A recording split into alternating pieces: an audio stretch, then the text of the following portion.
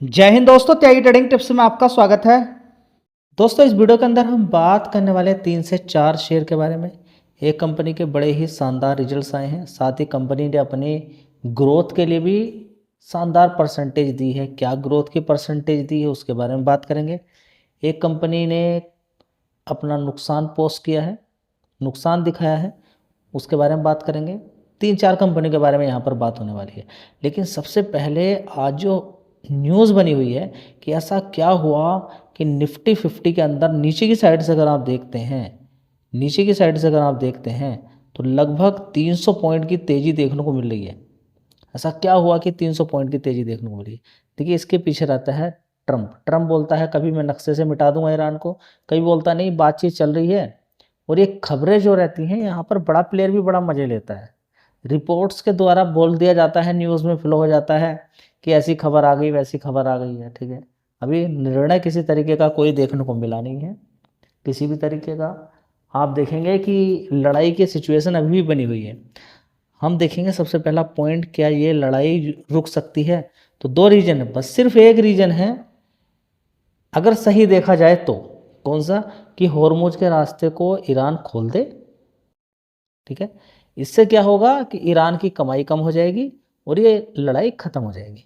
दूसरा यहाँ पर ये भी हो सकता है कि ईरान अपनी समस्या रख दे कि अब इतना हमारा नुकसान हो चुका है, हमारे एसेट्स थे जो उनको आप फ्रीज जो किए हुए हैं उनको आप फ्री कीजिए।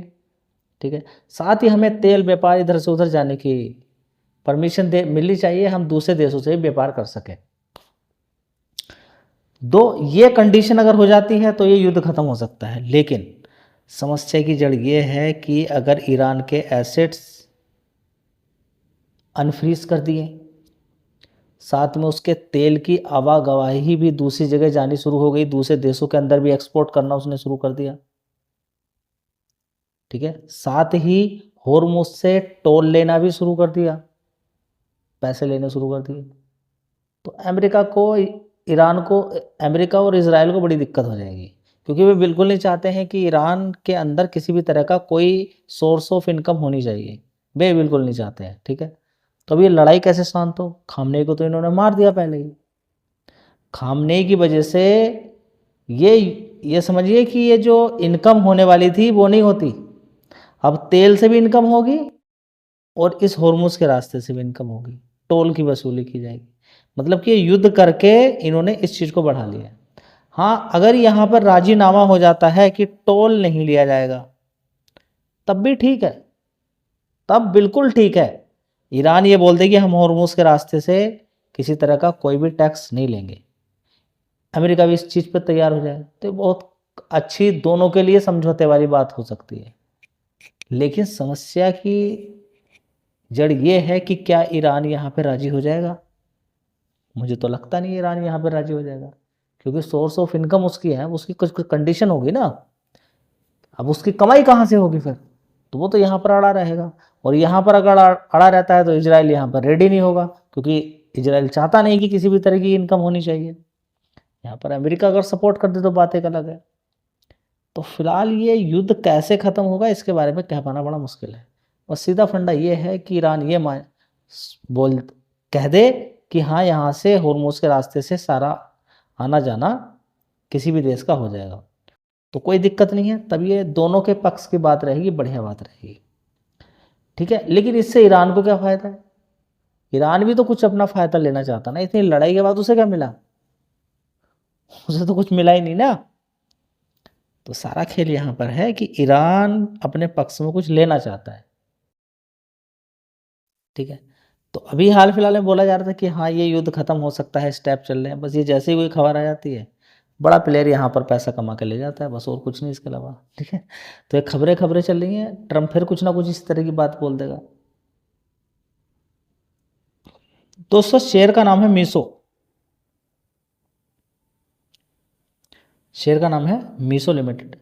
देखिए, ऑनलाइन बिजनेस है, शानदार बिजनेस, बिजनेस में किसी तरह की कोई कमी नहीं है, बिजनेस में किसी तरह की कोई कमी नहीं है। लेकिन कमी किस चीज़ की है कि शेयर के अंदर ज़बरदस्त तेज़ी बनी, और ये तेज़ी छोटी मोटी नहीं है, लगभग 44% की तेज़ी बनी है। कितनी? 44% की तेज़ी यहाँ पर देखने को मिल रही है।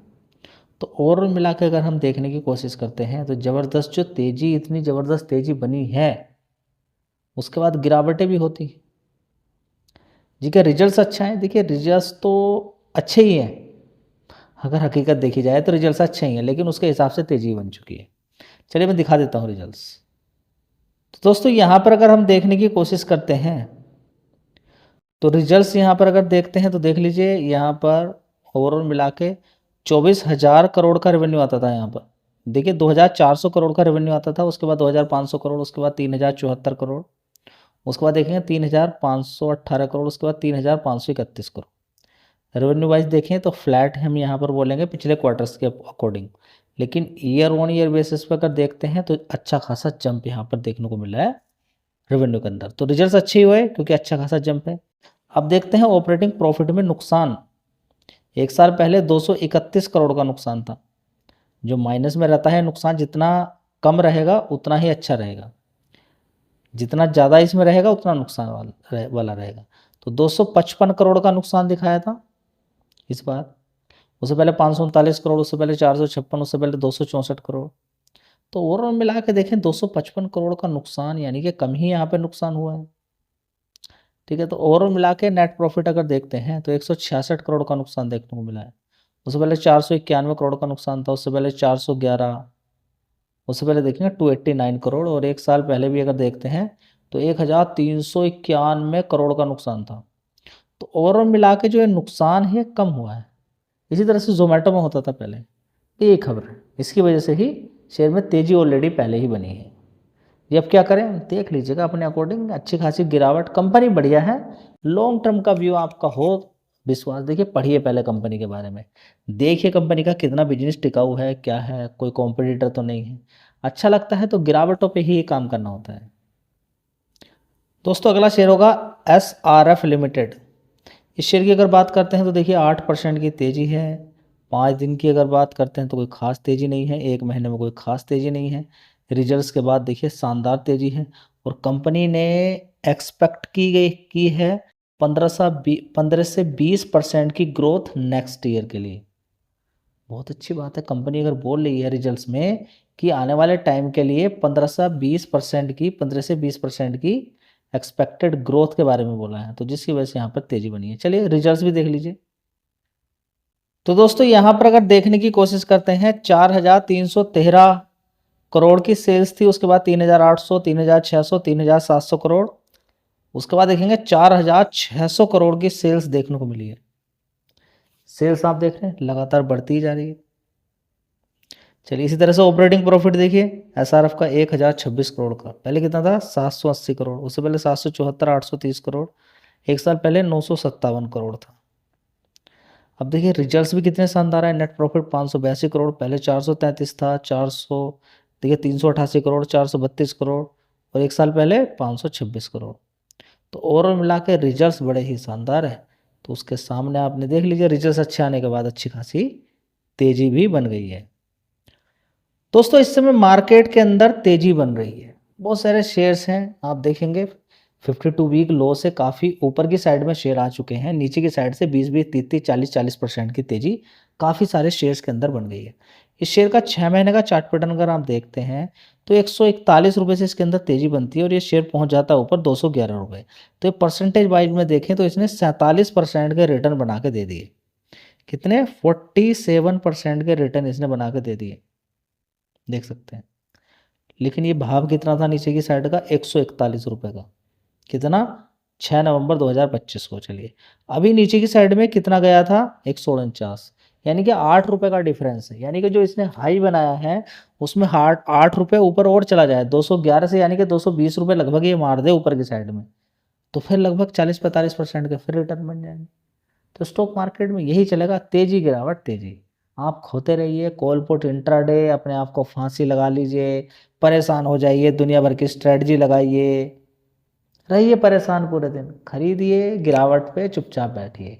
SIP करना होता है, और गिरावट होगी तो थोड़ा सा और खरीदेंगे, बस ये दिमाग में आना चाहिए। लेकिन ये एक हैबिट है, जिसके अंदर ये थोड़ा थोड़ा खरीदने की हैबिट आ जाए, और जो अपने आप को कंट्रोल कर ले, और जो आदमी पॉजिटिव देख ले, निगेटिव तो हर कोई देखता है मजबूरी में, जो पॉजिटिव देखना सीख गया उसका पैसा बनने से कोई नहीं रोक सकता। सबसे बड़ी दिक्कत तो ये है कि लोगों से ग्रीन नहीं देखा जाता। कुछ ना कुछ दिमाग चलना शुरू हो जाएगा, गिर जाएगा, डर जाएंगे, वैसा हो जाएगा, ऐसा हो जाएगा। और सबसे बड़ा खेल यही है कि लॉन्ग कितना लंबा आप किसी शेयर को खरीद के होल्ड कर सकते हैं। वह कुछ समय के लिए वो ऊपर नीचे आएगा, कभी पॉजिटिव कभी निगेटिव, लंबा समय हो जाएगा काफ़ी, शायद वो फिर ग्रीन ही रहेगा, बड़ी बड़ी गिरावटों के बाद भी ग्रीन ही रहने वाला है। ठीक है, तो अच्छा खासा पैसा लेने की आदत डालिए। गिरावटें होंगी उसमें एसआईपी कीजिए, ज़्यादा हार्ड नहीं है लेकिन बना लिया है लोगों ने हार्ड। आपके काम की अगर कोई चीज़ है तो वो गिरावट है, लेकिन उस गिरावट में ही आप डरेंगे। और आपके काम की अगर कोई चीज़ नहीं है स्टॉक मार्केट में, वो है तेज़ी। ज़बरदस्त अगर तेज़ी बन जाए उससे दूर हटिए, थोड़ा सा रुकिए वहाँ पर। समझ बात आ गई? चलिए दोस्तों, अगला शेयर होगा संवर्धन मदरसन इंटरनेशनल। लड़ाई भी खत्म होने वाली है, सारी चीज़ें खत्म हो जाएंगी। गिरावट भी शेयर के अंदर हुई थी, देखिए कहाँ तक पहुँच गया था शेयर, 108 रुपये तक। 108 रुपये के बाद फिर शेयर वही 140 रुपये मार देगा, फिर 30-35% के रिटर्न बन जाएंगे। आप कहेंगे हमारा तो कुछ बनता ही नहीं है। देखिए एक से बढ़कर एक शेयर है, सामने है, और आपका कोई पैसा बनेगा नहीं। गिरावटें भी होंगी लेकिन आप डर डर के काम खत्म हो जाना है। चलिए दोस्तों, जिस तरीके से HFCL के अंदर तेज़ी बनी है, HFCL का शेयर आपने देखा 60 रुपये से आज 142 रुपये पहुँच गया है। यानी कि 60,000 रुपये का माल जिसने लगाया, मानिए 1,000 शेयर खरीदे आपने 60 रुपये के हिसाब से, देखिए उससे 1,42,000 बन गया 60,000 का। तो यही होता है जब शेयर के अंदर तेज़ी बनती है। शेयर को भी देख लीजिए, आइनॉक्स बिंड भी नीचे के साइड में कितना गया था, 75 रुपये के आसपास, और आज 107 रुपये के आसपास है। लगातार तेज़ी तेज़ी शेयर के अंदर बन रही है। एक महीने में 32% तो ये भाग चुका है। अब देखते हैं कहाँ रुकता है शेयर। ये 200 रुपये से गिरा हुआ शेयर। चलिए दोस्तों, अगला शेयर होगा टाटा मोटर पैसेंजर व्हीकल।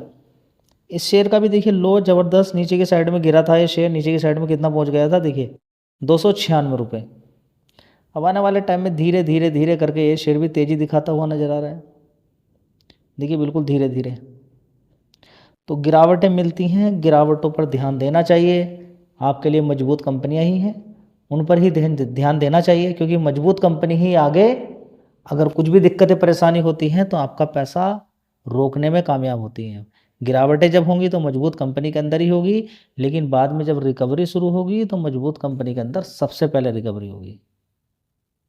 दोस्तों लास्ट शेयर होगा रेडिंगटन। क्या करें इसके अंदर, देखिए तेजी गिरावटें चलती रहती हैं। आज का भी 218 से 224 रुपये मारा है। अप एंड डाउन का माहौल अभी रहेगा जब तक कि रिजल्ट नहीं आते हैं, लेकिन मजबूत शेयर है। FIs की अच्छी खासी होल्डिंग इस शेयर के अंदर है। जब तेज़ी बनती है तो फिर मौका ही नहीं मिलता है। तो गिरावटें जो ढूंढते रहते हैं उन्हें गिरावटों पर, और जो गिरावटें होती हैं उन पर SIP करनी चाहिए। दूसरा कोई नियम नहीं है कि 223 से नीचे गिर गया तो क्या होगा। आप खरीद रहे हैं 223 से लेकर कितने ऊपर के लिए जी, 250 के लिए। तो 223 से जितना भी ज़्यादा नीचे गिर जाए अपना आपका फ़ायदा है ना। बस आने वाले टाइम में 250 पहुंच जाए। मैं बोलता हूँ 223 से नीचे गिरे और 223 तक ही आ जाए और आप थोड़ा थोड़ा खरीदें, तब भी आपका पैसा बन जाएगा। दुनिया भर का लॉजिक क्यों लगाना, बिल्कुल सिंपल ही लॉजिक लगाते हैं ना कि 223 का शेयर है, ठीक है, हमें क्यों लगाना कि 250 जाएगा, नहीं लगाते हैं। आप कुछ दिन ऐसा करके काम कीजिए, 223 इधर है, मैं इसी फॉर्मूले पर काम करता हूँ, मुझे सबसे टॉप का फॉर्मूला लगता है, इससे बेहतर नहीं लगता है। ऊपर का टारगेट हमें लेना ही नहीं है। हमें जो टारगेट हम जहाँ खरीद रहे हैं फर्स्ट टाइम, वो शेयर गिरकर वहीं आ जाए और आपका पैसा बन जाएगा। बस शर्त ये कि जो पैसा है उसको एक बार में नहीं लगाना, टुकड़ों टुकड़ों में लगाना है। बस थोड़ा थोड़ा करके आपने खरीदा, शेयर नीचे गिरा, गिर कर वहीं आ गए, पैसा आपका बन गया। इस फॉर्मूले को रट लीजिए, सबका तोड़ है, सबका बाप है ये। लेकिन ये चीज़ें गिरावट पे करें, अच्छी कंपनी के अंदर करें, हर जगह नहीं करनी है। चलिए वीडियो अच्छी लगी लाइक शेयर कर दीजिएगा। धन्यवाद।